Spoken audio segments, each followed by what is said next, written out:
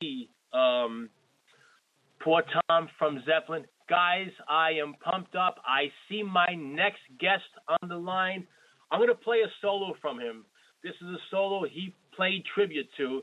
I'm going to play the solo first, and then we'll bring on the great Brian Tichy and talk to him about this solo and a lot more. This is Brian Tichy doing a solo on a cruise recently, 100,000 Years from Peter Criss.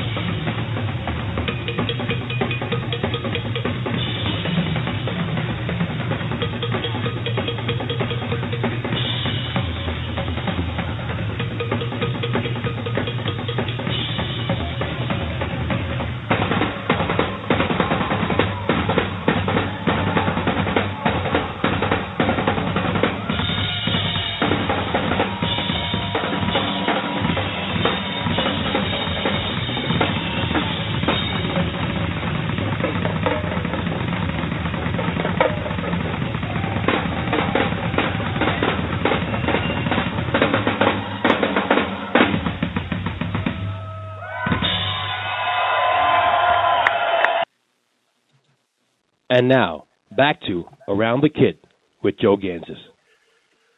Guys, we are back, 646-787-8027. Wow, got goosebumps. When I first watched that video from the cruise, it was just amazing, the whole setting. I am privileged and honored to welcome to Around the Kit a great drummer, a great musician, the great Brian Tichy. Brian, Joe Gansas, Around the Kit, man. How's it going? How you doing, Joe? All's cool. Happy holiday, man. Hey, man. Merry Christmas and a Happy New Year. How are you? How are you doing tonight? Good, good. Can you hear me okay? Are we in I can hear you great. I can hear you. Okay, Can hear cool. me good? Yeah, everything's good. Just want to make sure because I'm on a cell phone. No, everything's cool. Just was on the road for the majority of the end of the year and got home a few days before Christmas, so I'm just in chill mode. But that was fun, man. That was cool. I didn't know you were gonna play that solo. Dude, I am a drummer for 33 years, and I love watching you. I got to tell you, when I watch you sometimes, I'm in amazement, just the power you bring and the energy, and I applaud you so much, brother, and I thank you for doing what you're doing.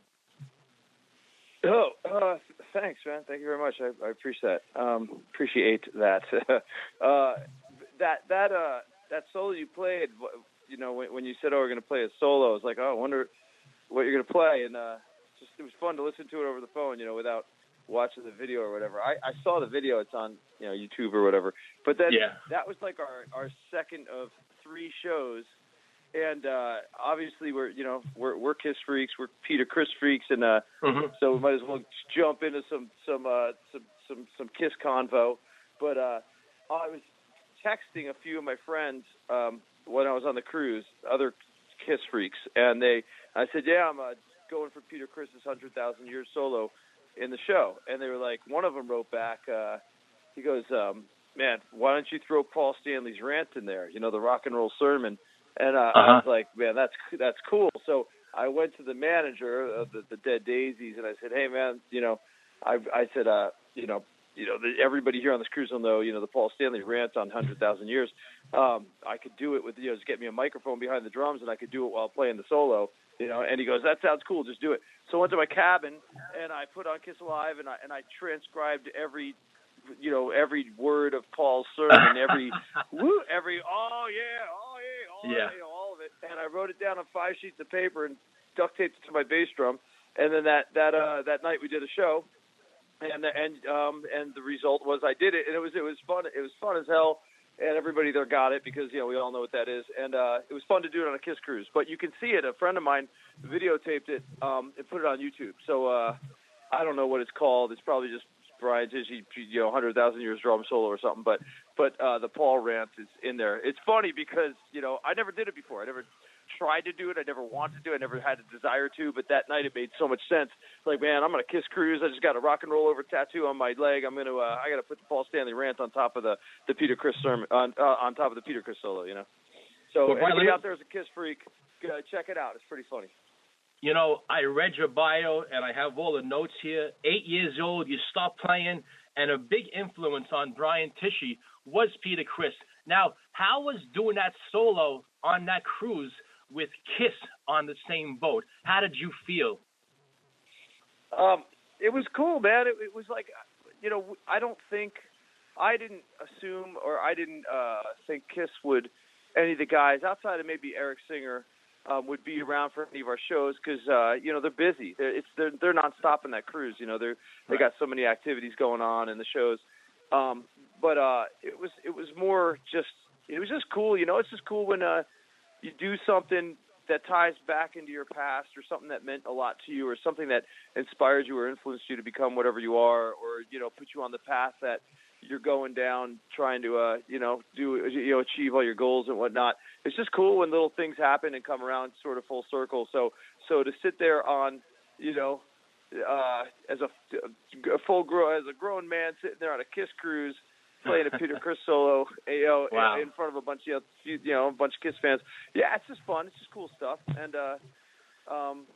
yeah, man. But how did I feel? I don't know. I was just into it. I get to do a drum solo, and it made sense to do that solo on a Kiss cruise. Why not? Cool. I mean, I'm sure I'm not the only one, but it made sense to me. And yeah, getting back to being the kid, it would really, the kid who became a drummer, that Peter Criss really was. In all truth, I mean, in all purity of what being a kid getting into drums, I took private lessons, but I only played the Kiss records. And you're talking, third grade, fourth grade, fifth grade. This is before Zeppelin and AC/DC, Nugent, Foreigner, Aerosmith, right. Rush, Van Halen. It was before all that stuff. It was first Kiss, and that was it. That was all I played to. So and my first rock drum teacher was Peter Criss. You know what I mean? And wow. so all those things are etched into my the back of my brain there. I was talking about this with my friend on an earlier show. Kiss has had 3 drummers, all tremendous drummers: Peter Criss, the late great Eric Carr, and Eric Singer. But if you ask me, I'm not sure Peter is the best, but he's my favorite out of all 3 of them. You're right. They're all great. And another thing is they're all great singers. That's another thing, Mm-hmm. I mean, all 3 of them. But who's the best? Well, Peter Criss was the first, and he's the one that laid down his drum ideas, that he rehearsed with Kiss, that he put down, that he recorded with, various engineers and producers. Everybody at that point in time going, that works, that's cool. And at the time in the 70s, their production got better and better, up to like, Ezrin on Destroyer. But then my favorite stuff was the Eddie Kramer stuff, Kiss Alive is killer, but I'm saying some of the studio stuff. I really like Rock and Roll Over and Love Gun for it just sounding like they're real sounds. That sounds to me like Kiss. That sounds like Paul's rhythm guitar. It sounds like Ace's tone. It sounds like Gene's bass. The vocals, and especially the drum production. Of those drum sounds really sound like Peter. And then when you get to Kiss Alive 2, those drum sounds that's Peter. Yeah, I mean he's tuning, he's hitting. And then they're micing up and EQing and getting it all going, but really it comes from Peter. I just think it was they finally achieved what Peter's sound is, which I love, especially the snare drum sound. But I loved Eric Carr when he came out. I mean, I was still a fan. I got the Elder and of course Creatures of the Night. Creatures of the Night is a pretty epic drum sound and pretty iconic. I was like, wow, this is like the biggest organic drum sound. Since Zeppelin or something for the most part, and you might want to throw like Vinny Appice in there and Michael DeRozier, for some organic drum sounds. But Eric was great, and I got out of him in the 80s. It just got a little more, MTV and the whole whatever. The image changed so much. It was just and you're getting older, you're getting into other stuff. But and then when Eric Singer came in, I was already a fan of Eric's from Badlands. I was already totally into Badlands. So. And we became friends, many, many years ago. And when they got rolling again, and he, took over the part of the Catman. I mean, we've done a lot of touring with them. The Dead Daisies, we've just toured Australia with them, and I couldn't do the European tour this year, but we did Def Leppard and Kiss last summer. So I've seen Kiss a lot recently with Tommy and Eric, and man, I mean, it would be very hard to top those two guys in that band now. I mean, what they do for the band, what they bring to the big picture of what Kiss is now is, it's hard to beat, man. It really is. You got guys that are hard workers, that are tireless, that are punctual, that are playing 100% every night. You do not worry about those guys. They're total pros. And this day and age, man, nobody has time to waste. I mean, of course, there's guys that are, there's still that other side of things, guys that are, have their addictions and their problems around them that can't, that seem to affect their careers and all that stuff. But man, in Kiss, you got Gene and Paul. And if you can't keep up with them, you're going to end up, not being around them for too long, Brian, we talked about, and everybody, we're talking about the great Brian Tichy right now, 646-787-8027. Take me back to 86 to 90. What did Berkeley do for you? That was some kind of weird agreement, man. I didn't want to go to college, and I was totally against it. Not that I had anything better to do. It's just college seemed like my parents had, through their parents and whatever, my grandparents saved up some money. I'm the oldest kid. I'm sitting in New Jersey, and they're like, "You're going to college," and I'm like, "No way! I'm done with school." And all I could think of was a university, fraternities, and like frat houses, and all I could think was like Animal House. Like, where am I going to play drums? Right. You got football, you got frat houses. Where am I playing drums? It just didn't make sense. So I was bumming. I was like, man, but I had no other. I didn't have like this killer band, and we were, going and packing clubs in New York or anything. I didn't know what I was doing, but somebody told me about Berkeley, and it seemed to make sense. I'm like, okay, Boston, center of a city, a big city. It's right up the road, 4 hours north of Jersey. So, and you play music and get total college credit, but everything's based around music. So I said, I went for it. But to be there, I met some great friends that are still my great friends, and I practiced a lot. I learned a lot from the other students mainly, and just being exposed to other types of music that I didn't have around me when I was growing up, and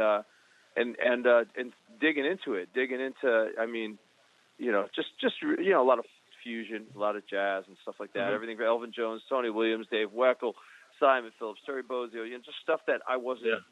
Dennis Chambers was coming out there, Vinnie Colaiuta, Steve Smith, on and on and on. So it was great. It was great for me, but I always would go back to putting on my old, Van Halen or whatever records and Zeppelin, I'd have that portion of my practice to go back to my to the Stones and Aerosmith and play along to those records. Right.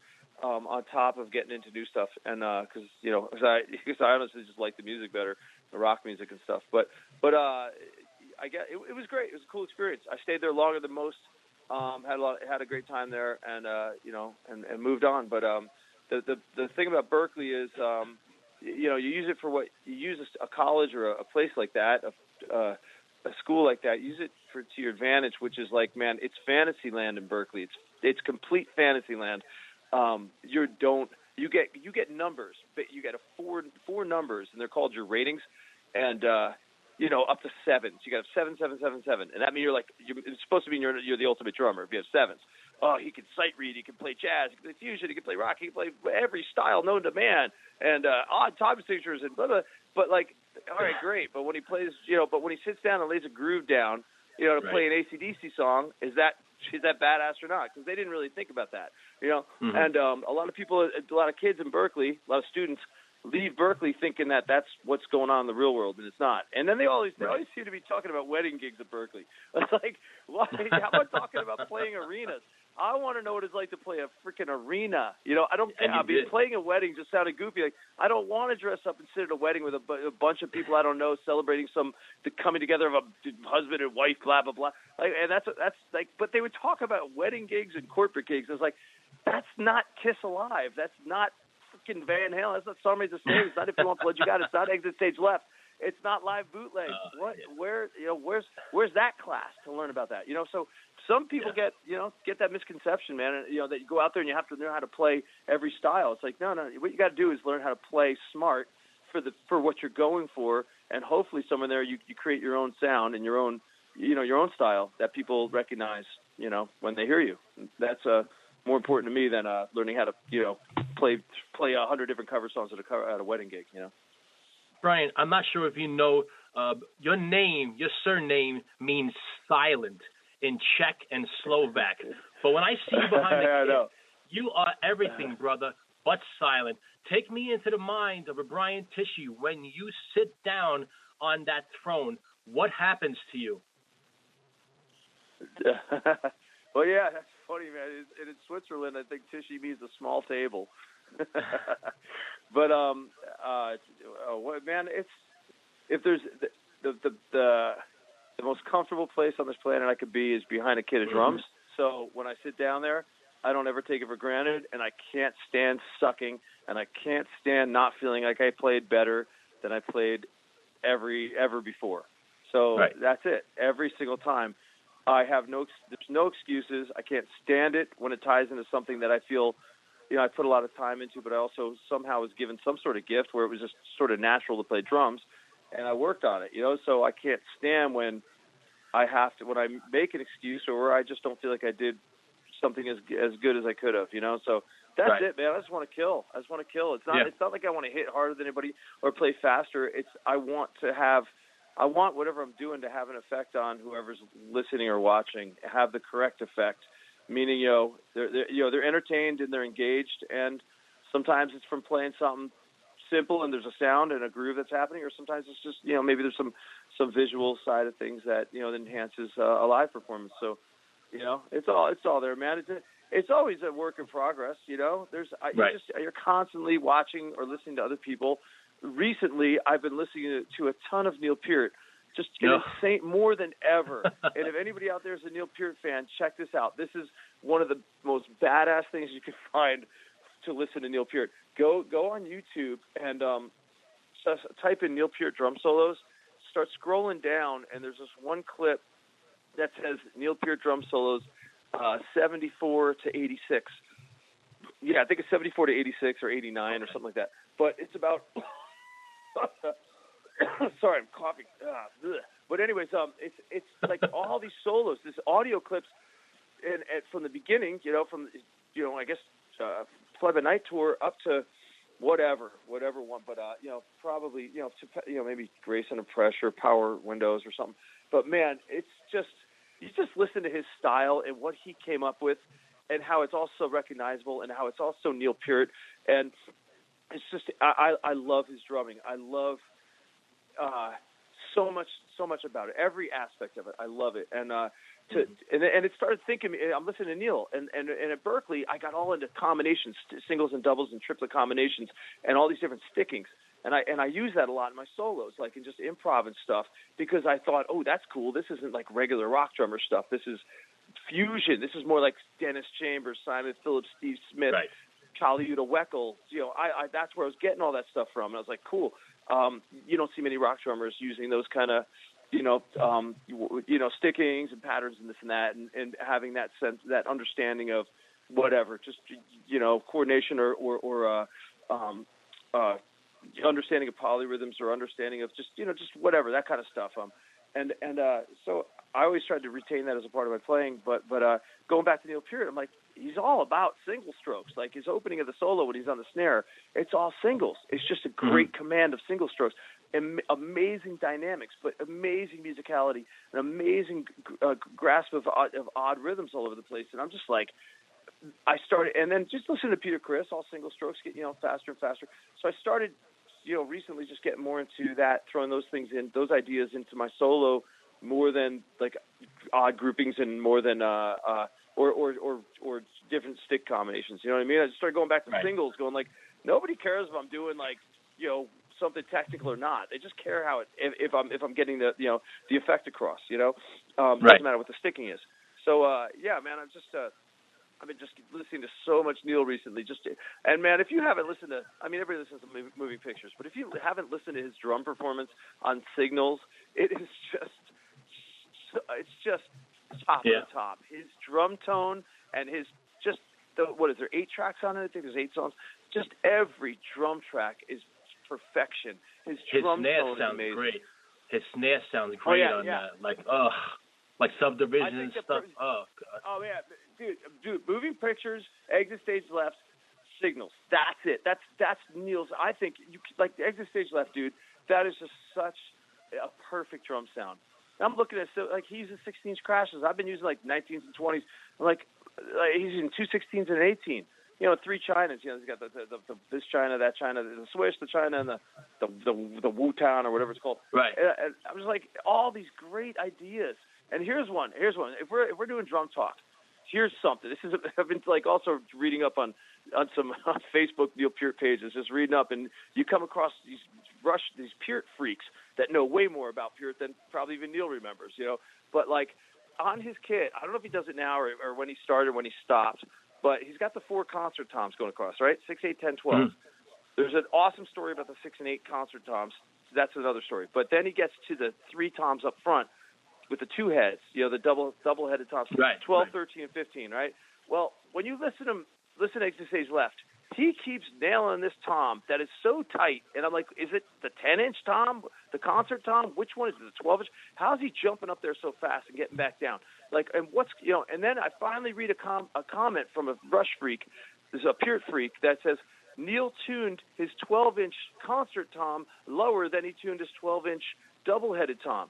So he treated the 4 concert toms like their own world, and he cranked the 12-inch double-sided tom up so it's a higher pitch than the 12-inch concert tom. So when he's going down the kit, it sounds like gidda gidda gidda gidda gidda gidda gidda gidda, right? So sometimes you have to skip over the 12-inch double-headed tom to get to the 13 to keep the sound going down, and then he uses that 12-inch and it pops out like it's just such an amazing sounding tom and within his kit.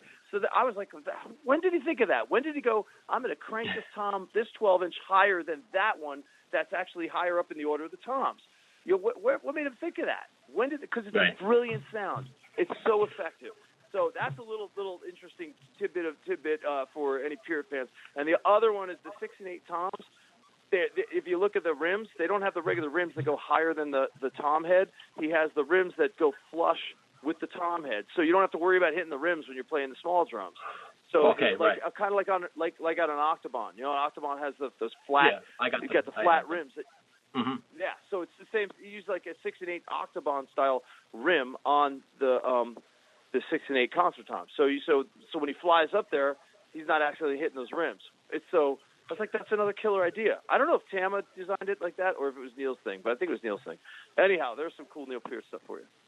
Well, let's stay on Neil Peart for a second. And in my notes, I was going to get to it later on, but let's go there now. Talk to me about Hurry and what's up with Hurry.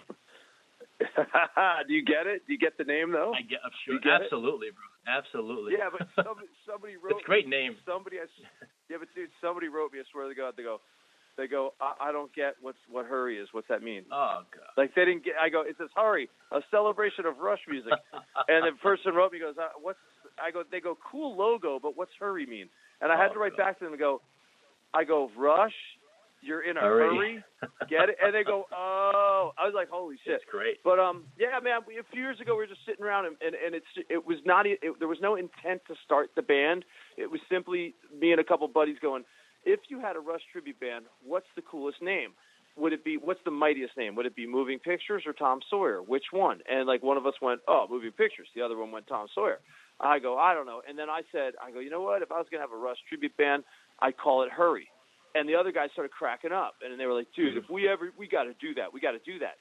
And my buddy Brent Woods, the guitar player in the Moby Dicks, the Bonzo Bash, he plays with Sebastian Bach for the past couple of years. And he's like, dude, Sebastian worships Rush. If we ever did a gig, I'm sure he'd want to get up and jam. You know, like sometimes we jam, Tom Sawyer in our show. So I was like, all right, cool. But that was like a couple years ago. And then this year, a gig popped up, and they said, can you do some kind of all-star jam thing or whatever, and can you put it together? And I was like, well, yeah, I can do that, but I can also. It was actually for this. It was the same weekend. It was when Sebastian Bach got married. He was up there, and we were playing like the bachelor party or something. And I said, well, actually, I think he's in a rush, man. We can tell him to pick a few songs, and we'll learn them. We'll do a short Hurry set. That'll get our spark going. Spark our little idea off. And so he picked a few. We learned a few more, and that was it. We did a little jam, and it was fun. So then now we got the thing going. Now we're going to do a show at NAMM. So that's it, man. It was also just like it had nothing to do with Rush, possibly doing their last tour. Had nothing to do with really anything. It was just timing. It was like, hey, we're all around. Great. And we ended up going for it. But that's it. Yeah, and a few years ago, I was with this drum company, Natal, and I said when I had left Whitesnake, I made a joke like, well, I got to find some work. I got to, I can't remember what the hell it was. There was some joke I thought of, but part of it was I got to create some new work, and there was this Rush tribute band around that's really good. They're called Caress of Steel, and they're great. And I was talking to my buddy who plays guitar, and he's like, oh, maybe do some gigs with us. But I thought there was going to be a lot more gigs. I thought I had more time. So I wrote to my company. I said, hey, man, I might join a Rush tribute band. And the one of the main guys there said, I grew up on Neil Peart. I love him. So they made me the red kit. We matched the color of the candy apple red, and they made me a kit. Yeah. So I got this badass Detal, Peart kit called Big Red that we use. So it's all just it gives me great reason to use it. I used it with Queensryche a couple years ago. I was touring with them with the Jeff Tate version, and right. And it was fun. Just use a big old Neil Peart style kit with Queensryche was fun. So, but now I get to use it for exactly what it was built for. Brian, just give me a second because there's a lot here. Yeah. Whitesnake, Billy Idol, Ozzy, The Velvet Revolver, Foreigner, Pride and Joy, Glenn Hughes, Sash Jordan, Snake Pit, Lynch Mob, Operation Mindcrime, Dead Daisies. There's probably more. I'm sorry if I left it out. But talk to me about Brian Tichy. When you get into these different scenarios with these sometimes even different genre, you got a Sash Jordan and you got an Ozzy. So it's a little different there sometimes. What's the mindset? And is it always different with different artists with Brian Tichy? Yeah, you got to. I mean, for the most part, it's all rock drums, right? So you got to learn how to go boom, spat, boom, bat. Pretty much. You got to learn how to play fills. Whatever. You got to be solid. You have to have a good groove. But it's once again playing smart. I've said it forever. You don't join an AC/DC tribute band and do Neil Peart fills, and you don't join a Rush tribute band and play like Phil Rudd, right? It's not going to work. It's just not going to get the job done, But, when you go play a Foreigner gig, you can, for example, leave your hi-hats a little sloshier. When you go to a Billy Idol gig, you want to tighten those things up, make them a little more mechanical. You just want to get that side of it going. So there's certain little nuances that you hope as a professional you've kind of thought about and honed in on a bit over the years, But hey, man, some people do what they do, I luckily I can kind of chameleon out a bit and jump in, a Sash Jordan band, which is a blues rock gig, which is simple power drumming or whatever. Just keep it simple and whatever, and pick and choose your spots. Where do you get to show off a bit? Meaning, where's that spot where people might notice the drummer more, and then where are those spots where the drummer shouldn't be noticed? He's really there to support the band and the singer and the song and all that. So in every situation, I shut up until people like what they hear. Like I just go into any gig and I just keep my mouth shut until people like me. As soon as I like the drumming, then you can kind of take a deep breath. Really, it's like I don't care to be Mr. This or Mr. That. I just care that when we're playing as a band, they like it. And that doesn't mean that's the right thing to do. Somebody else might talk, say something really cool or might know the right things to say or whatever, but I just look at it like there's less chance of me saying something stupid if I just go in. Who cares what I say? It doesn't matter if I say the coolest things at an audition, but I sit down and my drumming doesn't work for you. Who gives a shit what I said? Who cares? Mm-hmm. But if my drumming works, you might actually say, hey, he's a good drummer. I wonder if he's a nice guy. Oh, he's a decent guy. He's not a dick. Okay, cool. You know what I mean? That's really it, But it's all the big picture. It's just like when you grow up, man. You played a Police record, you played a Van Halen, you played a Rush, you played a Yes record, you played a Zeppelin and Kiss and Hendrix and the Doors, and I don't play the drums the same way to those records. I played to try and fit into the record. So the reason I love the record and that band and the drummer was for what I'm listening to. So I would try and imitate it. It's like when you listen to Roger Taylor from Queen, Joey Kramer. Most of the time, a lot of the time on a lot of those recordings, you can listen to them open up their hi-hat on the 2 and 4, the snare. Every time there's a snare drum, they slash open their hi-hat quick. It's a little hi-hat scoop. Roger Taylor is famous for it, and Kramer too. Kramer started doing a lot on later, like after. Like I think Sweet Emotion. Sweet Emotion. No. If you listen to Night in the Rush, listen to that record, Night in the Rush, you can hear it. Okay. You can hear him do it all over the place. And I'm like, did you get inspired by Roger Taylor? Because Roger was doing it before that.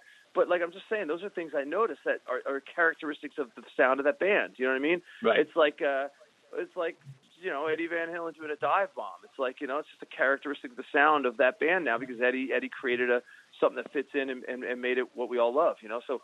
Just pick those things out as a drummer, and try to be smart about it. That's it, man. But the truth is, not every drummer. There's some amazing drummers out there that can't play in all those style of bands just because they do what they do great. And that's awesome. Like, I don't really care to hear Eddie Van Halen and Yes or Steely Dan. I want to hear Eddie and Van Halen. You know what I'm saying? And I don't care to hear, Neil Peart and AC/DC. I'd rather hear Neil Peart and Rush. I don't care if Neil can't play some style who cares? He just created Rush, man. He did something bigger than most of us create, So, what you just said, try to be smart about it. What you just said, last week I had the privilege to interview Kathy Rich, Buddy's daughter. She was tremendous. And I don't know if you know this is a fact. Buddy Rich couldn't do a 4/4 beat. He was always doing, it's called a 55 in jazz, whatever. But on a record, he had to have somebody else come in. But like you just said, Brian Tichy doesn't care. He wants to see Buddy Rich do what Buddy Rich does, right? Yeah, but Buddy Rich can do a 4/4 beat. Does he choose to play as simply as a simple rock drummer doing a 4/4? No. Does he have to care? No. Do I care? No. But I guarantee Buddy Rich could sit down and play a 4/4 beat with no ghost notes and no swing. I'm just saying. It sounds a bit exaggerated. There's no way in hell Buddy Rich can't sit down and go chat. Does he care to do it? No. I mean, I heard a rumor that he went and saw Zeppelin and he walked out and said, "God, I can't believe how bad musicians are these days," or something like that. It's just saying his head wasn't there, but who cares? Whatever. Well, last week Kathy told me that. He went to see Zeppelin and he liked them, but once the drums went on fire, he walked out. Well, the drums never went on fire. It was just the gong stand. It was just a gong stand. Okay. So nobody's like. So I'm sure he was like, "Oh my God, they lit the drums on fire. I'm offended. They lit the gong stand on fire," and that's badass. I don't care what it's. But think about this. Yeah. It was so badass. The gong stand at the end of Zeppelin, however long they did it. I don't know if it was just one tour, but that was so badass that Alex Van Halen and Van Halen didn't care that they blatantly ripped it off. Like, they just said, you know what? The biggest band in the world, Led Zeppelin, their best drummer in the world, John Bonham, lit his gong on fire. let's just do it. I mean, that's how, and nobody cared. Nobody said, oh, man, that sucks. You guys are ripping off Bonham. It was more just like, it was perfect for Van Halen because they were huge, you know. I mean, Kiss had their stuff going on, you know, with, you know, their explosions of the fire, and Van Halen had that. I love it. I love it. It's just like, you know, it's just like in rock. I mean, for the most part, you had John Bonham playing with his hands, Tommy Aldridge playing with his hands. You know, it's like they both do it amazing. Both are amazing drum soloists and you know, hand drummers and all that. Just killer stuff. It's just you know, who cares if one did it, somebody else did it? Just whatever, man. It's you know, hopefully you do it tastefully, and hopefully you keep, you know, do it when it sounds good, and others are psyched to hear it. You know. Right, I got two more before I let you go. Everybody, we're talking to the great Brian Tichy, and I watch your style, and you stole my thunder. When I watch you, I don't like to compare drummers, but I see in you a lot of Tommy Aldridge, the way you play. What do you think about that? Have you ever heard that? No, I haven't really heard it, but that's probably because he has big bushy hair and I don't.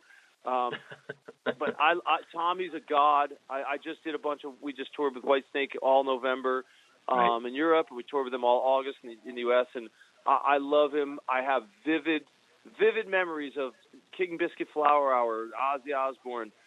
There's the Blizzard of Oz tour on a radio station. I was in like 7th or 8th grade, and it was Rudy Sarzo, Randy Rhoads, Don Airey, Ozzy, and Tommy Aldridge. And I wasn't familiar with Tommy. I'm freaking 13 years old. I didn't know yet, you know.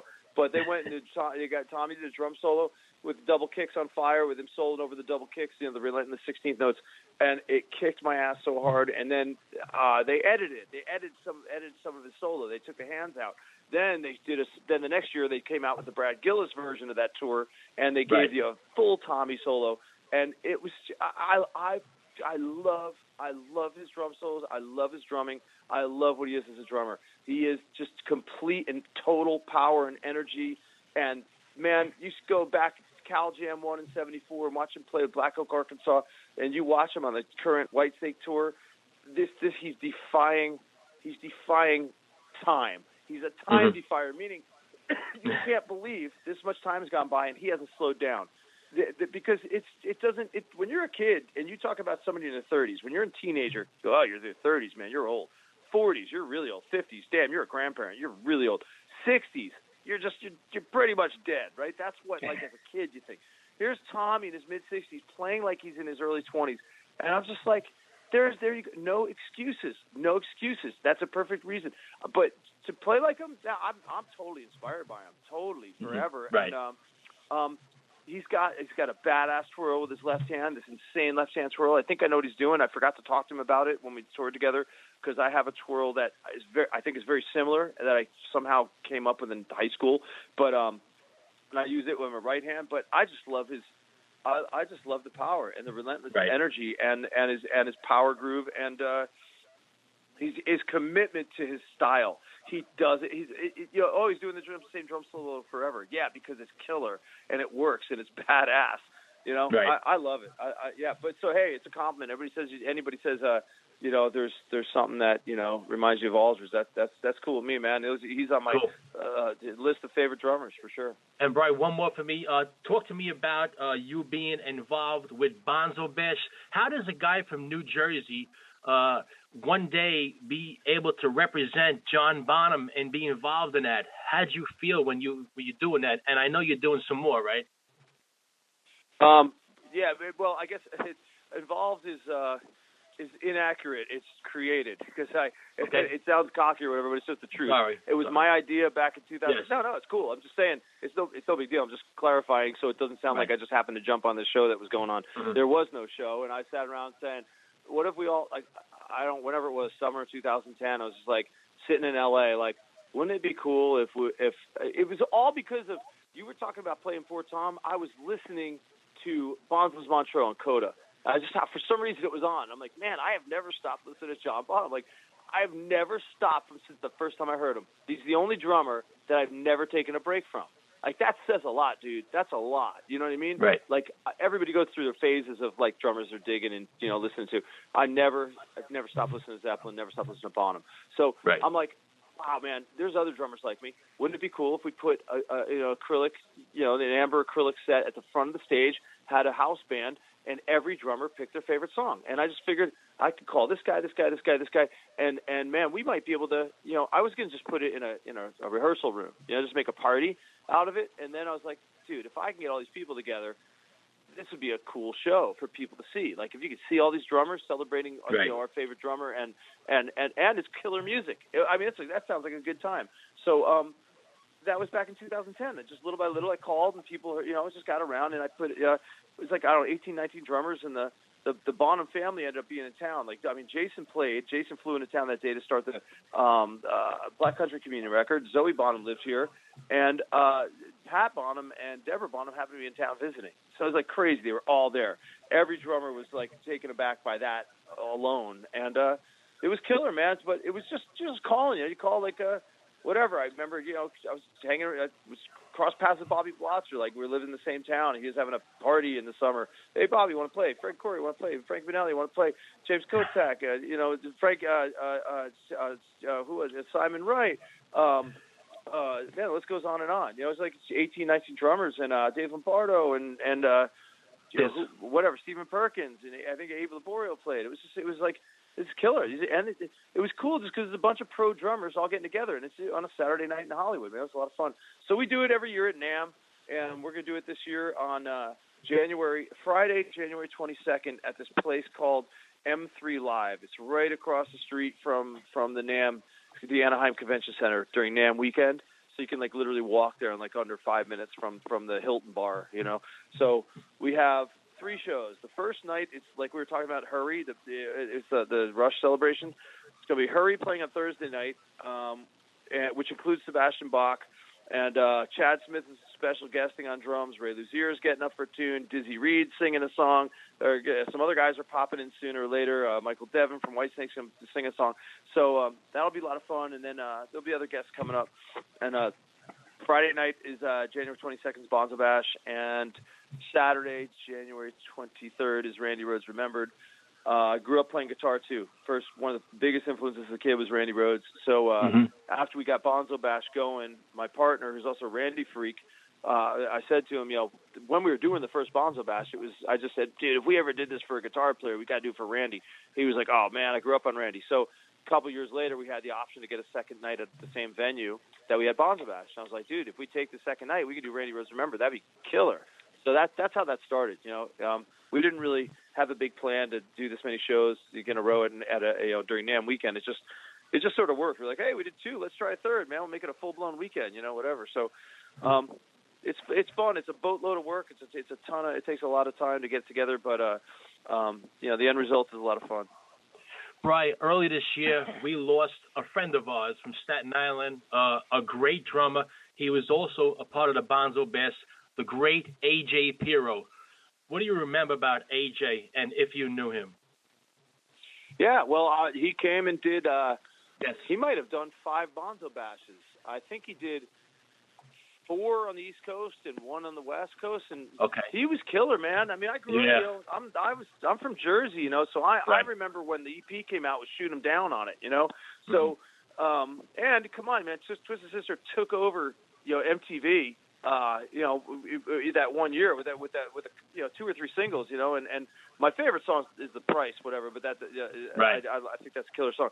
But AJ, man, he's powerful, great, just a total Staten Island dude, total East Coast, and nothing but a sweetheart, man. And this year this year, I guess it's still this year, when we did Bonzo Bash in New Jersey, we gave AJ the Legend, Bonzo Bash Legend Award, and his son came and spoke in his honor and picked it up for him and all that stuff. And it was a kind of a heavy moment, man, because AJ wasn't going to play, we didn't like talk all the time or anything, but we became friends through the show. And he was always, it was always great when I knew he could play. I was psyched, I knew he was going to bring it. And I knew he was going to throw down. I mean, he was entertaining to watch. He was entertaining, to a drummer and to music fans. And he had a great personality. And I was bummed when I found out it happened, and very surprised. So the least we could have done was at least, get him, respect him, for what he created, because what he did, once again, I'm too old to ignore this shit, man. It's like, I look back at these people that were in their 20s that were kicking ass in this business, and this business is not easy, man. There are no rules. There's nothing you can read that's going to help you. You can read every story of every rock star you want, and you're going to hear 100 different stories. Stay sober, do drugs, write while you're stoned, or join this band, or don't listen to this. Whatever you think the answers are, they're not there. You just got to live your life and hopefully just keep going down that path. And right. So I have so much respect for anybody looking back that was doing it and living it and experiencing stuff that that so few of us get to. Starting a band and then getting a record deal and then writing a hit song and then everybody knows your drum beat on the biggest song that the band has. I mean, that's just so cool. It's so rare. It's just so rare. While we sit here, we'll talk about our favorite 100 drummers and the 100 drum beats, favorite 100 grooves and drum fills. That's 100 out of like billions. You know what I mean? Right. So it's a crazy business, and it sucks that his time came way too soon. But at the same time, I think he seemed like a happy guy, and he had some good stories, and he lived a pretty full life, even though it was cut short. So he at least he got that far. A lot of people don't. Brian Tichy, I can't thank you so much, bro. A guy from Staten Island, a guy from Jersey, talking drums. It doesn't get any better for me. Thank you for coming on my show. Brian, I ask my guests one question at the end, and I like an honest answer. Brian, on a scale of 1 to 10, rate this interview. I'm giving you a 10, man. You asked great questions, and you didn't cut me off, and you were patient, and the pace was good. And we're talking drums, and you let me babble as long as I wanted to. So I'll give you a 10 out of 10. And if you're here for the NAMM show, let me know, man. We'll get you in all the shows, whatever you want. Oof, that'd be great. Brian, I thank you so much, brother. I'll be talking to you soon. And anything you want to plug real fast before we get out?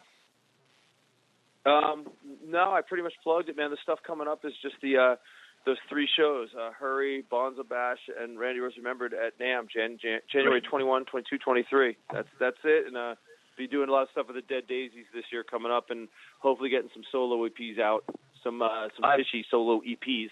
Yeah. Okay, brother. Thank you so much, and God bless, and Happy New Year. Hey, you too. Thank you very much. Thanks, brother.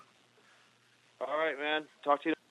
Guys, that was the great Brian Tichy. I could talk to that guy for like hours and hours. We just have almost like the same attitude. He's from Jersey and Staten Island. We have 3 bridges that connect us. He's a year older than me. Great player, great musician, and he's a guy that I always love watching. I watch this guy, and I'm saying, what's he going to do next? Who's he playing with next? And he was just playing with my favorite artist of all time, Jeff Tate.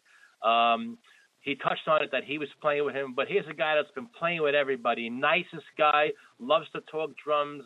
Hopefully one day we'll meet, and maybe we'll even jam together. I got 3 sets in my house. Brian, if you're out there, come over to Gothel's Bridge. You're always welcome, brother. Guys, my next guest is on the line. I'm going to play a song.